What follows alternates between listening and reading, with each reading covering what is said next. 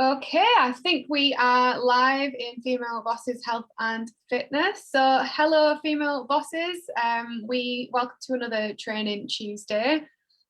For those of you who are new, obviously welcome. I'll tag you in all sorts of stuff, so you've had lots of welcomes, but every Tuesday I go live in here and provide free training to you guys. It's either on my own or it's with a guest speaker.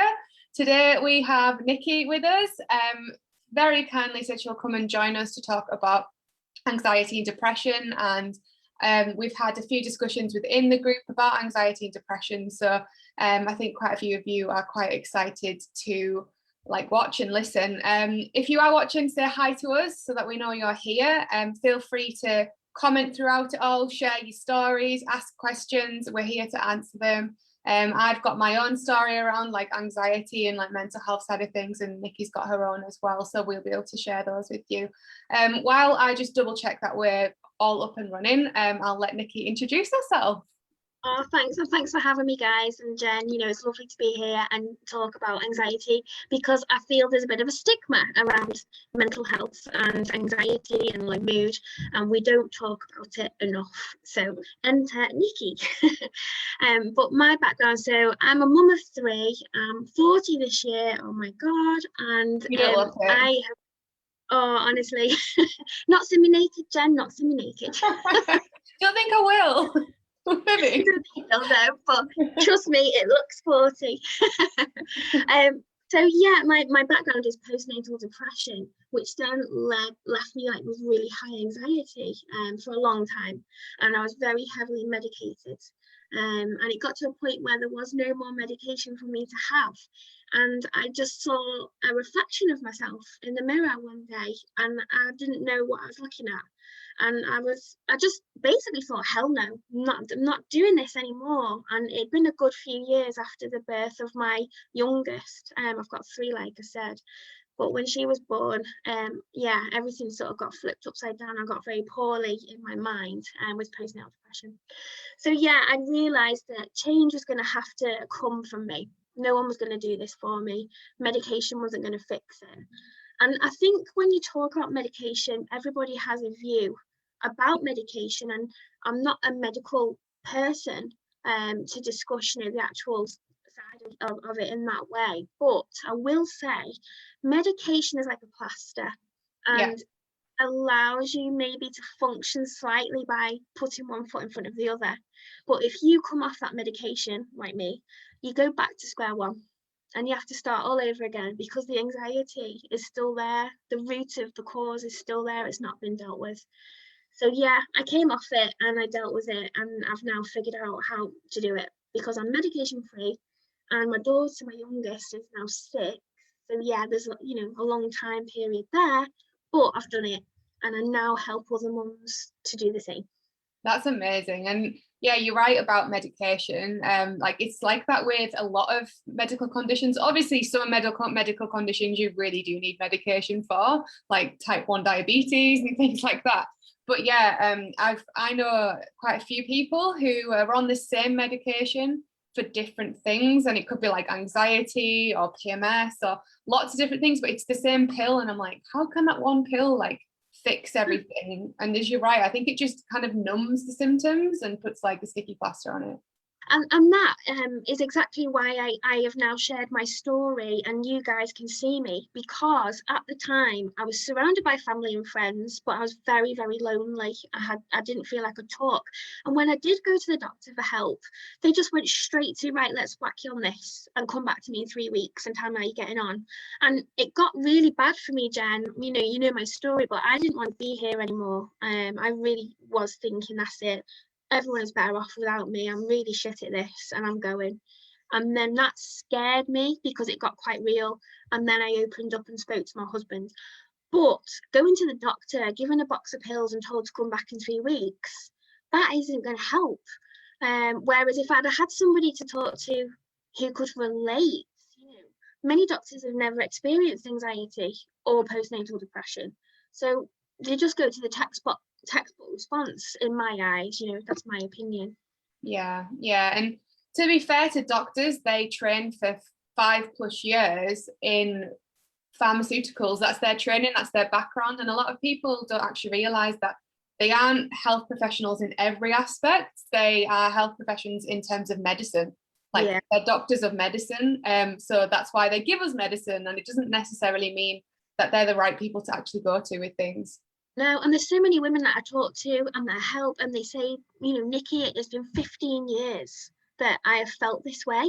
15 years to lose to anxiety is a hell of a long time. Yeah, that it's so sad that people like don't know how to reach out in terms of things for mental health. And I think mental health, the conversations are getting better. So if you compare things to like 5 years ago, like no one talks about it. It was a bit like, oh, so-and-so's off work with like on the sick because they're stressed or whatever. And now it is getting a little bit better. And the word anxiety seems to have become a bit of a buzzword. Like a lot of people are talking about anxiety and they're saying, oh, I have anxiety, but there's like different aspects to it. So obviously that's kind of your remit. I'd like you to like go into maybe what anxiety is, and like for people who aren't necessarily sure what it is. Yeah, sure. So anxiety, it's like a behavior and reaction to what's going on around you. That's in relationships, that's in, you know, life, health, finances. You're unable to feel like you can do it and that you can cope. And then it can become debilitating where you don't cope and you don't live your life. You stay like in your safe space. My safe space was on the couch in my PJs, and I didn't live my life. And you know, if sorry, that's sun there. You don't want to block it out though, do you? Because it's the UK. It's like, oh, the sun. I just thought I can't see you there, Jen. It's like blinded. Sorry. Yeah. So you know, anxiety comes in many different levels, and it affects people differently. So some people go hyper, and I have to say that I had a phase of that. You know, that hyperactivity, happy, smiley, like I'm fine, blah, blah, blah, blah. Come on, let's go. When actually inside, I was dying. It was horrible, but I didn't want anyone to see it. So that there are many different levels of anxiety, and there are many different ways it affects us. But I do think, you know, it can affect us physically as well. It can make us that knot in the tummy and pains in the chest and feeling sick, and there's so many ways it affects us. But if you can just retweak your thought process and really focus and pull in on the good stuff, it can make some massive changes. And that's what I'm about too, because as an anxious person and a busy mum, I mean, everyone's busy, but you know, as a busy mum who I'm talking to, you don't need more pressure, you don't need more stress. So if you can do this in a simple, manageable way, it's going to be highly effective. Yeah, totally. And there's a lot of ladies in here who their goal is to like lose weight, that kind of fat loss goal. And what I've been doing the last like few months is kind of educating my clients on the fact that stress actually can cause you to hold on to the fact your body stops functioning physically because your body's just in that fight or flight all the time. So for those of you who are watching and thinking, well, I don't think I've got anxiety, or I don't, like maybe I'm a bit stressed, it does actually impact you physically as well, and it can actually deter you from like reaching your goals, even if you don't think that you're like, oh, it's mental health, it's physical health, everything is like joined up. So well, it's exhausting to be sorry no crack on. Yeah, I was just saying it's exhausting, isn't it? It's, you know, to be in that state, that high anxious state continuously is physically and mentally draining. It's a hard place to be. Yeah, totally. So what was your turning point in getting off the meds and like living free from fear? I know you was like talks about ending your life, but was there anything like that really triggered it? Yeah, well, I just didn't know who I was. My identity was gone. And I think a lot of mums, well, I know because of people that I've worked with and people that I talk to in my group, you know, they have not been called their own name for years. They're just mum. You know, they don't even know who they are, what they like, what they're passionate about. They've not had any time away from their children, any time to be allowed to be them. And when I say allowed, that really, I shouldn't even use that word, but a lot of partners are not very understanding or supportive and put that mum guilt on you even more. You know, my husband, bless him, we're all right now, but at the time, you know, he used to say a lot, what's the matter? Have you took your happy pill today? What do you mean you want to go out? Why don't you want to be here? And it was that judgment all the time, and that sort of fuels that feeling of failure. So that was an element of it. You know, enough was enough. I need to find me again. And I put so much weight on. I put 2.5 stone on, and a lot of it was medication, but also the fact that I couldn't get off the couch. I couldn't get, the school run was a challenge for me. And I just felt like after 2 years of that life, enough was enough. And I realised that no one was going to fix this for me. Nobody could come in and make this go away and be better. I was going to have to do this myself. Yeah. So that was the turning point. Yeah, and it's sad that you felt like, you know, you had to do it yourself. You didn't feel like you had the support, and that's kind of what you're offering now. We've got a few comments. Sarah Jane saying, hi, hello. Nisa said, 2 awesome, knowledgeable lights in our lives. Great to hear you both. Thank you very much. It's very kind. And Teresa's brought a really good point up. So she says, please don't ever come off meds without going through your GP support. It needs to be done slowly / gradually, only after mental health has been stable for at least 6 months. I have something personal to add, but is this a private Zoom or can comments be viewed publicly? So in this group, it's like public within the group. So there are over 1,000 people in here. So if you don't feel comfortable sharing whatever you want to share personally, please don't do that. But this group is private, so there's only females in here, and lots of people share their personal journeys. So Teresa, if you feel comfortable sharing it with the ladies in this group, then that's awesome, share it. If not, feel free to reach out to me or Nikki after the Zoom and share something personal. We're more than welcome to send that. But yeah, it's a really good point about the meds. Like, didn't want to kind of say no, to like stop taking meds, but it's just that meds isn't the answer to resolving the problem. It's a good way to kind of level you out initially, to then actually go, right, okay, and it clears your thoughts a bit, I suppose, and then you come off it. But a lot of the time GPs, and I'm not saying all GPs, but a lot of the time GPs just go, keep taking them, and it's not going to the solutions. So, but it's a really good point to bring up. Yeah, we're not saying stop taking medication, because there is a place for medication. Yeah, and that, I'm just going to be brutally honest, I did that. I just stopped straight away, and I was really poorly for 2 weeks because I just made a decision. I didn't wean myself off or do it properly. So I know exactly what she's saying, and she's bob on. But like you say, you know, it's that root cause, isn't it? That's how, if you can deal with the root cause, take away its power, you're going to be able to make those changes to feel better yourself without the tablets. Totally, yeah. And from my own experience, I struggle with seasonal affective disorder. So I don't have anxiety throughout the whole year, but I have it in winter. And like the last few years have been pretty terrible. This year hasn't been as bad, surprisingly. But I was like, everyone knows me, I love the gym, and I was having panic attacks in the gym. And that's like my safe space, that's my haven. And that's like how bad it was getting for me in the winter. And it was part of like working in an office, like just being stressed from work, and everything was just building up. So I quit my 9 to 5, and that's probably why it's got better. And that was probably my root cause. Like I wasn't feeling myself. Yeah. That, like you say, it's evidential, isn't it, that this last winter wasn't like the previous. So you smashed it there.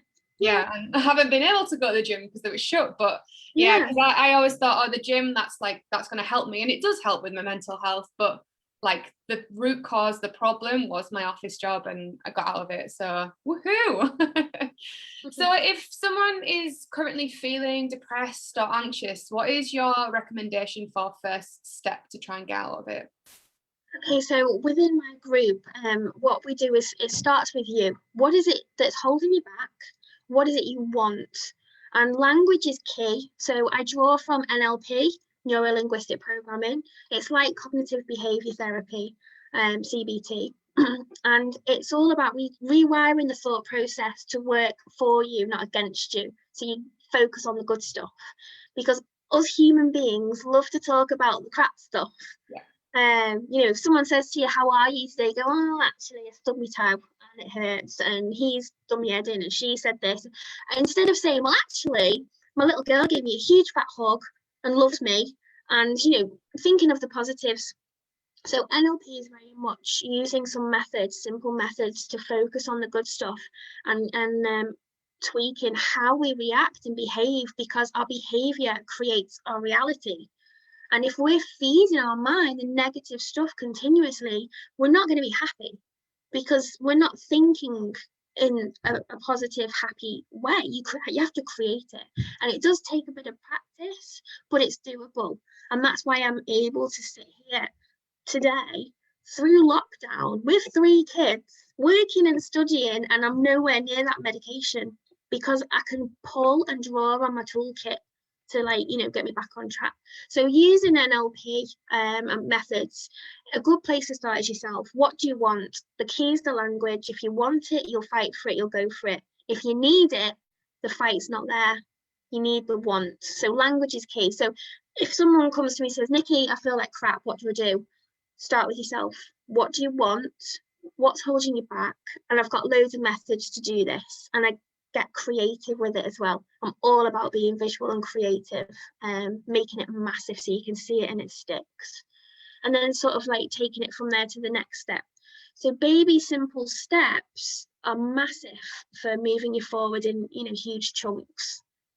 Yeah, and it makes sense, because with everything to do with, well, everything to do with everything, but we're talking about like health here, everything to do with your health goals, whether it's weight loss, whether, I don't know, it's running a marathon, it's all personal to you, and your plan has to be personal. So you have to make the decision on what's going to work for you. Yeah, I can help with like whatever health and fitness goal it is, but at the same time, I can go, right, this worked for me, but it's not necessarily going to work for them. And I really like the idea of the positive, like switching the positive to the positive mindset. Like I do that with my clients as well, like with the body positivity things. I'm like, right, you're going to look in the mirror and say, I am healthy and fit, and believe it. So yeah, that's really, really cool. Yeah. So like what other tips do you have for people like with breaking the like cycle of anxiety?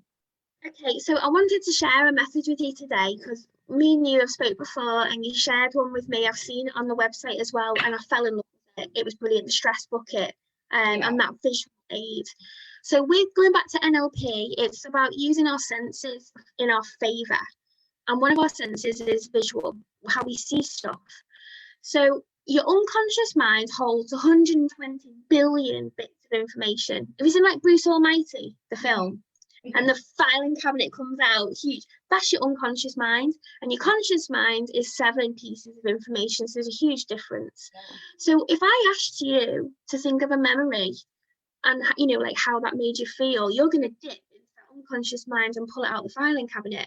And if it's a negative image, it's picture, most of the time it's a picture, isn't it? If I ask you to think of something, you pull a picture out, and it's a bad image.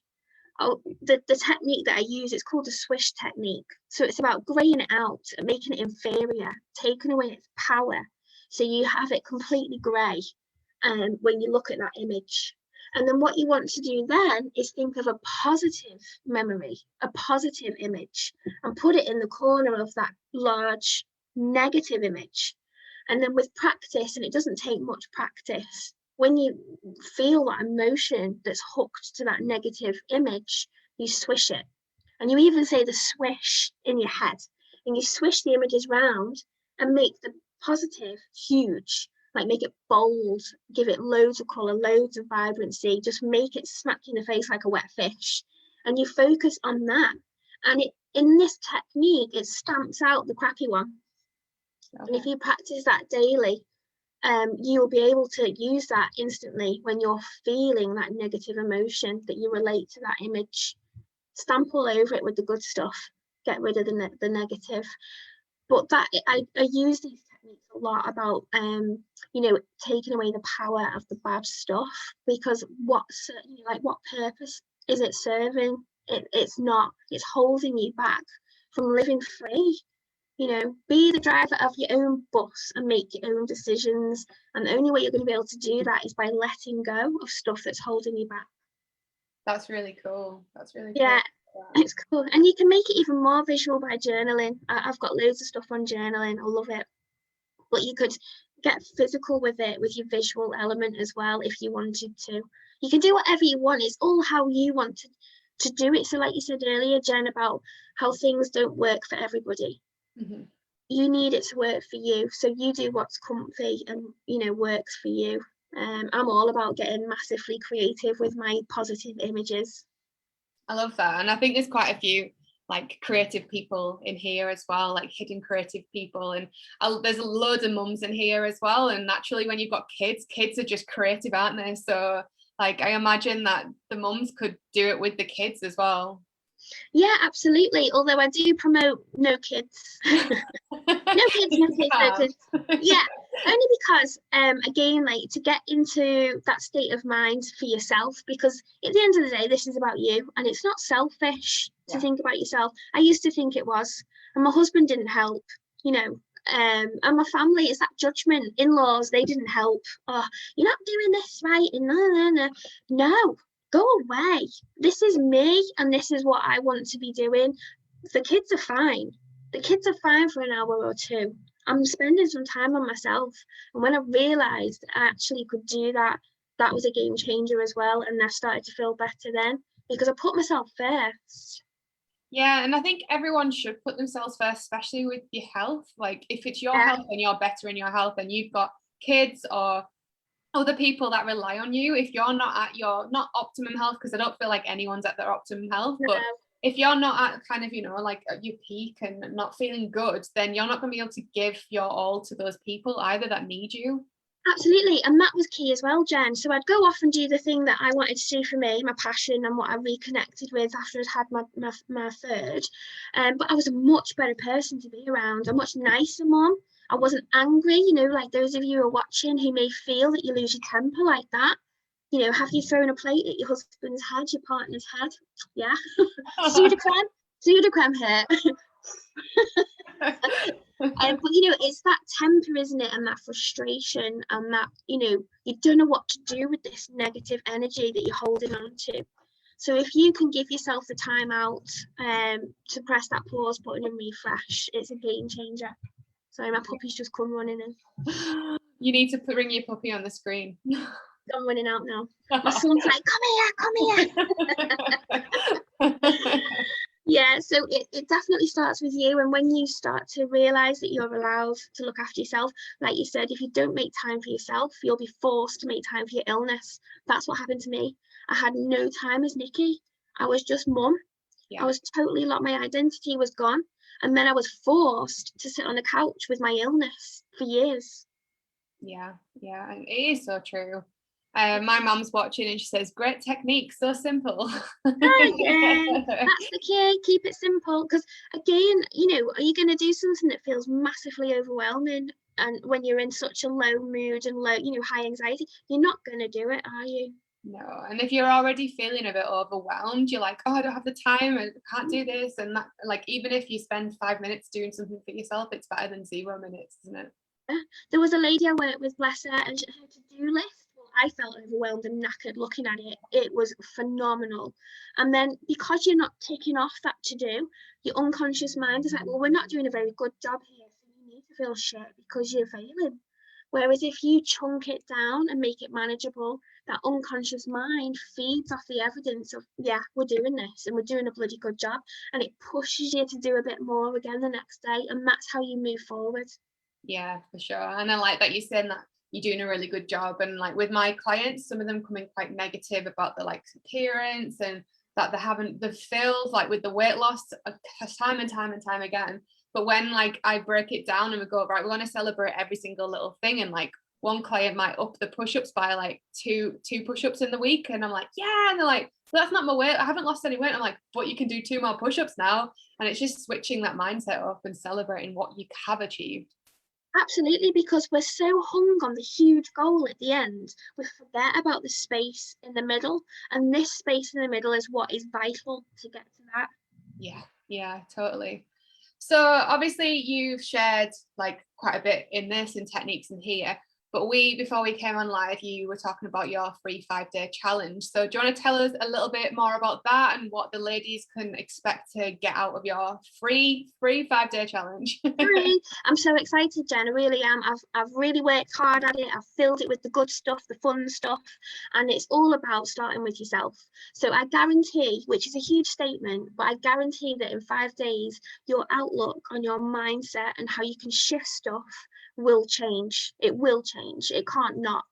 So every day there'll be a task, and it'll be a simple, manageable task, not an essay of 4,000 words. And then every day of an evening I'll be live, and we can talk through the task, what came to light, and how we can move forward together in a safe space. So like your group, it's a space to reach out and talk in confidence and, you know, confidentiality. It's not there for the whole of Facebook to see. You know, it's in a restricted group, and we help each other. We support each other, and when things come to light that maybe feel, you know, make us feel rubbish, you're not on your own. We can talk it through together. So starting with yourself, it's a lot of what is it you want, what's holding you back, what you can and can't control, what sort of like side of life are you living on, the cause and effect equation, which we go through in detail, and getting visual. What is it you want? Make it massive and make your goal.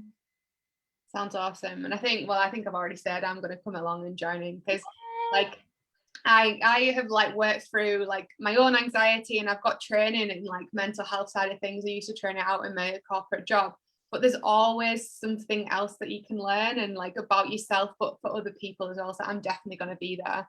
Like whenever I do these guest speaking things with people in here, I'm like, yeah, I'll be there. So no one can escape me in this group, because I just go wherever.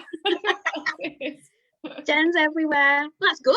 It's good. Exactly. But like you said, your stress bucket technique, that was awesome and so simple and effective. I totally fell in love with it, because you can visually see where needs tweaking to make you feel better. Yeah. So like you say, you can always learn new stuff. You don't ever know everything, and there's no failure. It's only experience. Exactly. So if people would love to join the free challenge, and I really, really do recommend you join this one, I think it's going to be amazing. How do they join? So I can post a link under the live afterwards, and join my free Facebook group as well. And I'll post those links too. It starts on Monday the 26th of April. So don't worry, like the time zones and stuff, it's UK time. But you'll be able to catch it up, if you're missing it with work or school run, etc. I've tried to make it past the school run and the teas and things with the kids, so it's accessible.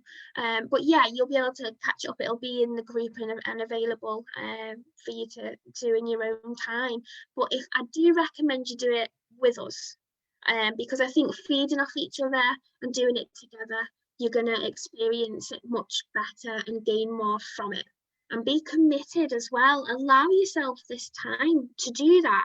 It's not a massive amount of time. It's 5 days, and it's not hours and hours daily. It really isn't. So just dip your toe in and see what I'm talking about. And if you allow yourself those 5 days to just give it a bash, I'm pretty sure you'd be like, Nikki, no way. I can see what you're talking about. I'm really excited to see how everyone progresses throughout the week. I think there's going to be some real light bulb moments. That's what it's all about. I do think I'm not here to say, right, I can fix you in 5 days. It's not about that. It's your own journey and it's your own discovery. But just a fresh pair of eyes and a few tweaks to how you look at stuff, massive changes. Yeah, definitely. Well, those of you who are watching, feel free to ask more questions, anything to do with like mental health, anxiety, depression, or health and fitness in general. Obviously I'm in this group, but Nikki's in here as well, so she's tagged in the live, so she'll get the notifications through, so she'll be able to answer any questions. And yeah, join the challenge. Nikki will add the link to her group, etc. later, so everyone should join the challenge. And yeah, I will see you all next Tuesday. Thank you very much, Nikki, for joining us. Thanks, and we'll speak to you soon. See you later, everyone. Bye.